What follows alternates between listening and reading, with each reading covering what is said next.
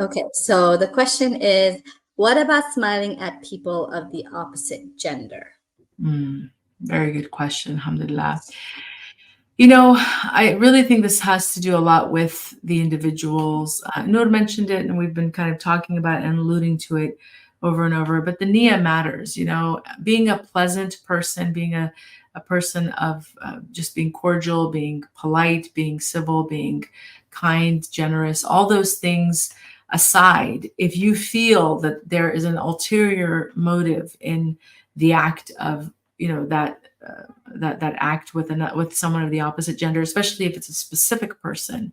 Obviously, Allah knows what's going on. You can't, you know, hide that from Allah. So if there is any chance that you are seeking to draw, you know, negative or unhealthy attention from someone through the act of smiling and masking it as, oh, I'm just fulfilling a sunnah, you're fooling yourself. If you're doing it with the right niyyah, which is I'm just trying to, you know, I do this for everybody, and this is just who I am. It doesn't matter who passes me by. It's just my general disposition, and my niyyah is to put out the sunnah, then that's different. But I think every person has to make that call, because in some cases, and I'll keep it real. When I first traveled many years ago to Jordan, this was a huge cultural shock for me. I coming from America, where these things are very normal. It's socially, this is how we interact. We smile at customer service. We smile at people we don't know.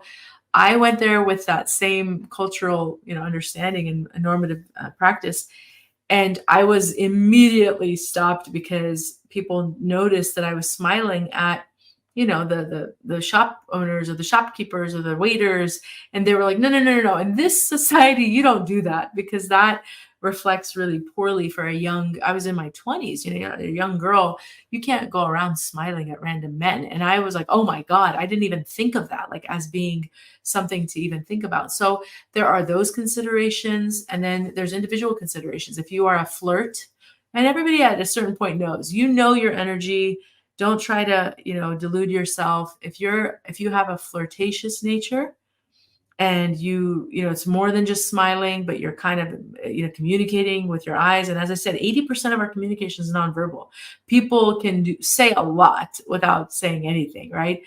You need to fear Allah. But if it's just, you know, a generic smile you're offering, and it's quick interaction, you're just trying to be nice, Allah knows what your intentions are. So just know yourself, check yourself, and don't wreck yourself.